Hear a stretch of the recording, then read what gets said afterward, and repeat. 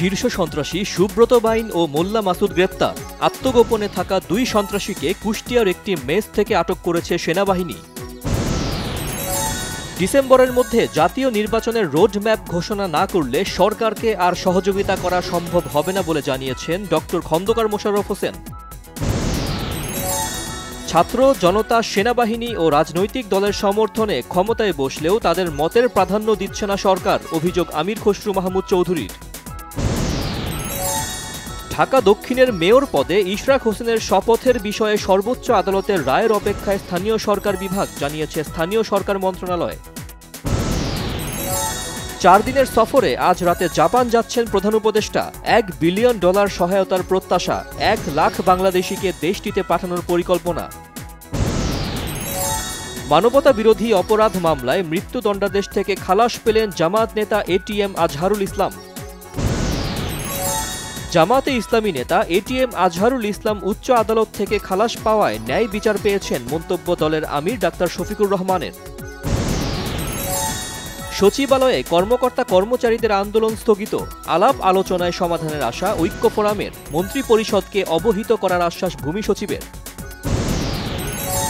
বিনিয়োগে গতি আনতে শুধু রোডম্যাপ নয়, জাতীয় নির্বাচনের সুনির্দিষ্ট তারিখ ঘোষণা প্রয়োজন বলে মনে করে centre for policy dialogue CPD.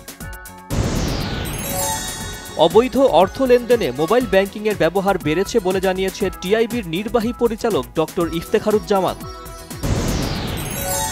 গত অর্থবছরে 17,345টি সন্দেহজনক লেনদেন চিহ্নিত করেছে বাংলাদেশ ব্যাংক, জানিয়েছেন governor doctor Ahsan H Mansur. জাতীয় নাগরিক পার্টি এনসিপির মুখ্য সংগঠক হাসনাত আব্দুল্লাহ বলেছেন, যারা রাজনীতিকে পেশা বানিয়েছে তাদের রাজনীতি করার দরকার নেই। সুবিধা বঞ্চিত শিশু কিশোরদের যোগ্য নাগরিক হিসেবে গড়ে তোলার প্রতিষ্ঠান সুরভি পরিদর্শন করেছেন বিএনপির ভারপ্রাপ্ত চেয়ারম্যান তারেক রহমানের সহধর্মিণী ডাক্তার জোবাইদা রহমান। রাজধানীর মিরপুরে প্রকাশ্য দিবালোকে ছিনতাইকারীদের গুলিতে মানি এক্সচেঞ্জের মালিক জাহিদুল হক গুরুতর আহত। সাতক্ষীরা সহ 4 জেলার সীমান্ত দিয়ে 107 জনকে বাংলাদেশে পুশ ইন করেছে ভারতীয় সীমান্তরক্ষী বাহিনী বিএসএফ।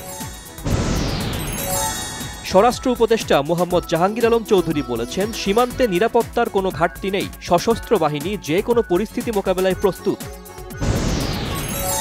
কড়া নিরাপত্তায় সাবেক সংসদ সদস্য মমতাজকে আদালতে হাজির, 6 দিনের রিমান্ড মঞ্জুর। গাজায় বিমান হামলা চালিয়ে একদিনে অন্তত 81 ফিলিস্তিনিকে হত্যা করেছে ইসরায়েলি বাহিনী।